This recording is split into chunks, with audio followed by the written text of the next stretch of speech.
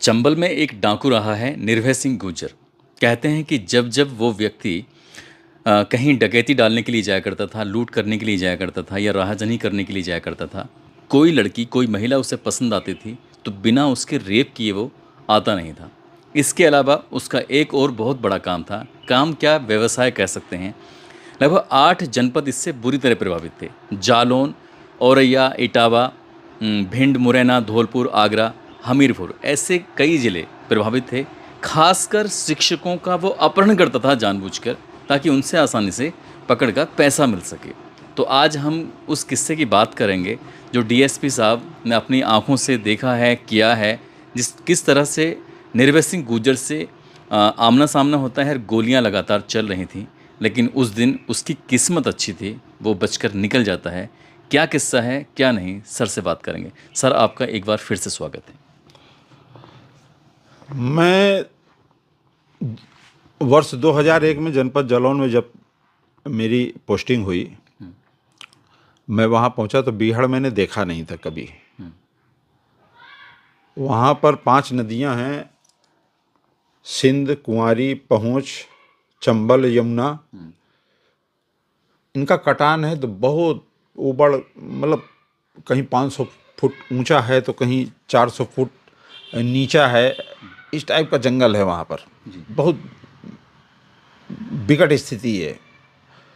वहाँ पर डकैतों का इतिहास रहा है, तो कहानियाँ लोगों से सुनते थे, जाते थे। शुरू में शुरुआत में मेरी पोस्टिंग रामपुरा थाने में हुई, जो बीहड़ का थाना था। श्री अमरेंद्र कुमार साहब वहाँ एसएसपी थे। तो धीरे धीरे मेरी रुचि बढ़ने लगी डकैतों के विरुद्ध ऑपरेशन में काम करने के लिए। मेरी अंडर ट्रेनिंग थी। उसी दौरान एक रघुवीर डीमर गैंग था। 2001 में उससे मुठभेड़ हुई और 50,000 का इनामी मान सिंह उस मुठभेड़ में मारा गया। उसके बाद मुझे एसओजी टीम का वहाँ प्रभारी बना दिया गया। मैंने ऑपरेशन में काम किए, 3-4 इनकाउंटर और हुए।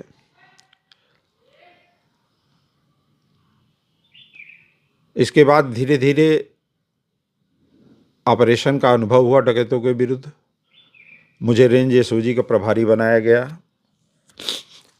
वहाँ पर निर्भय गुर्जर गैंग, जो अयाना थाना, अयाना जनपद औरैया का रहने वाला था, उसका बहुत भारी आतंक था। वो अपहरण का वहाँ पर बहुत बड़ा कारोबार चला रखा था। उसके गैंग में लगभग 50 सदस्य थे। फायर पावर बहुत तगड़ी थी। AK-56, AK-47, semi automatic rifles थी। जल्दी पुलिस उससे बचती थी। वो एक समझौता करके रहता था कि भाई हमको पुलिस छेड़े नहीं तो हम उसके थाना क्षेत्र में कोई अपराध नहीं करेंगे। यही पॉलिसी अपनाकर वो लगभग 27 साल एक छत्र पूरे 8-10 जिलों के बीहड़ में राज किया।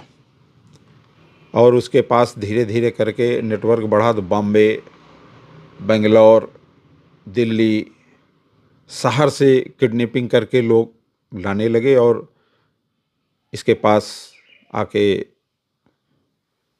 अपहरण करके लोग इसके पास आके पकड़ को बेच जाते थे। और ये फिर करोड़ों में उनकी फिरौती लेके उनको छोड़ता था।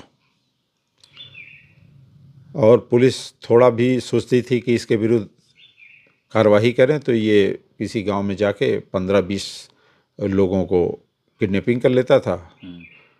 फिर दबाव पड़ता था पुलिस पे। जो वहाँ का लोकल थाना अध्यक्ष होता तो वो सस्पेंड हो जाता था। जिले के एसएसपी वगैरह पे भी ट्रांसफ़र इत्यादि का प्रेशर पड़ता था। तो इसके विरुद्ध कोई जल्दी एक्शन लिया नहीं 27 साल तक। एक चीज़ मैं आपसे बस ये अभी प्रेशर वाली बात से ये जानना चाह रहा था कि ऐसा सुना है कि जिसको चाहे वो उसको प्रधान बना दिया करता था, जिसको चाहे वो विधायक बना दिया करता था। तो कहीं ना कहीं पॉलिटिकल सपोर्ट भी इसको मिल रहा होगा। और बहुत ज़्यादा राजनीतिक बरदहस्त था इसके ऊपर शासन सत्ता का। और ये पूरे बिहार में लगभग 50 गांव में तो प्रधान बनाता था, जिसको कह देता था वही प्रधान हो जाता था। जिसको चाहता था उसको जिला पंचायत का सदस्य निर्वाचित करवा देता था, जिसको चाहता था उसको ब्लॉक प्रमुख बनवा देता था। और उस जनपद के जो एक बहुत बड़ा राजनीतिक परिवार था, वो कहता था, टीवी पे समाचार पत्रों में आता था कि मेरे बहुत अच्छे रिश्ते हैं, घरेलू संबंध हैं, मेरे बड़े भाई हैं, इस टाइप से वो करता था। तो पुलिस जल्दी उसके विरुद्ध कोई एक्शन नहीं करती थी। जनपद जालौन में 2004 में ये घटना जब कोंच की हो गई, अमिताभ यश साहब वहाँ के एसएसपी थे, मुझे बुलाए, मुझसे कहे कि भगवान, मैं सुजी टीम का प्रभारी आपको बनाया हूँ और इस गैंग के विरुद्ध मुझे कार्रवाई करनी है। उसके बाद इसके विरुद्ध ऑपरेशन शुरू हुआ। 14 जनवरी 2005 को आल बिजवाहा के जंगल में, जो थाना कोठाउन क्षेत्र में पड़ता है जालौन में, 3 बजे के लगभग हम लोग 8 लोग थे एसओजी के, इसको घेर लिए। वहाँ पर भयंकर मुठभेड़ हुई। मुठभेड़ में हमारे साथी एसआई ओमवीर सिंह चौहान व कांस्टेबल कल्लू यादव को, दोनों को सीने पे, कमर में, पेट में गोलियां लगी और बुरी तरीके से वो जख्मी हो गए। अब उनको बचाने के चक्कर में ये गैंग वहाँ से निकल गया, लेकिन इसके भारी मात्रा में राइफलें, भारी मात्रा में कारतूस और लगभग 2 ट्राली सारा सामान गैंग का, और 7 पकड़ जिनको किडनैप कर रखा था, उन लोगों को हम लोगों ने छुड़ा लिया। अच्छा, तो बड़ी सफलता मिल गई। तो बहुत बड़ी सफलता मिली और इससे गैंग की कमर टूट गई। ये वहाँ से गैंग भाग गया। उसके बाद हम लोगों को ये था कि अब इसको चाहे जहाँ ये जाए, चाहे भिंड जाए, चाहे इटावा जाए, चाहे जिस जिले में जाए, इसको ख़त्म करके ही चैन लेना है। मैं 6 महीने छुट्टी नहीं ली और इस ऑपरेशन को जंगल में रह के, हम लोग कैंप करते थे जंगल में, और वहीं पर हमारे साथ एक फॉलोअर था, वो खाना बनाता था और लगातार हम लोग इसका पीछा करते थे। हमने फिर दूसरी मुठभेड़ 22 जुलाई 2005 को इसे की। 14 जनवरी वाली मुठभेड़ के बाद इसकी गैंग बिल्कुल टूट गया था। 8-10 आदमी बचे थे। 22 जुलाई की रात में सूचना मिली कि गैंग आज जमुना किनारे नाव से पार करने वाला है, जमुना नदी। हम लोग घाट पर लग गए। रात में इसे मुठभेड़ हुई, जिसमें इसका राइट हैंड और मौसेरा भाई बुद्ध सिंह लाठी वाला मुठभेड़ में मारा गया, तथा इसके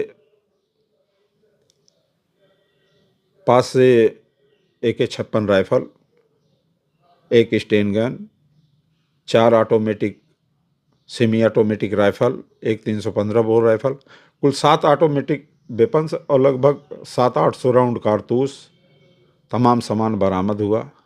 ये मुठभेड़ में किसी तरीके से बच के भाग गया, लेकिन उसके बाद इस गैंग के पास कुछ बचा नहीं था। अच्छा, न असलहे थे, ये अकेला रह गया। उसके बाद जो है हम इसका पीछा तब भी करते रहे। बाद में पता चला कि जो है एक दिन अकेला ये अजीतमल क्षेत्र में था, इसको वहाँ पर STF ने मार दिया, निर्भय गुर्जर को। इस तरीके से इसकी कहानी ख़त्म हो गई। 27 साल का जो इसका एक टंग, मतलब वहाँ पर बिहार में राज था, उसको हमने समाप्त कर दिया 6 महीने में। और वहाँ के लगभग 200 गांव थे जो बहुत बुरी तरीके से प्रभावित थे जालौन के, जहाँ पर इनको ही, निर्भय गुर्जर के ही लोग भगवान मानते थे। शासन प्रशासन कुछ नहीं था इसके आगे वहाँ पर। यही उनके लिए भगवान था। यही जो कहता था वो लोग करते थे और सारा जीवन इसी पे लोगों का। ये जो भी करते होंगे वो डर की वजह से करते होंगे या मोहब्बत की वजह से करते होंगे? नहीं, डर के कारण भी करते थे और कुछ लोगों की वो मदद भी करता था। अच्छा। हाँ, मदद करता था। जल्दी पुलिस से कुछ इसके बारे में कोई बताता नहीं था।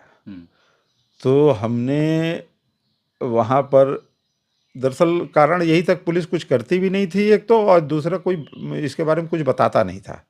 तो हमने इसके खास खास लोगों को तोड़ा और उनसे जानकारी ली। उन्होंने हमारा सहयोग किया।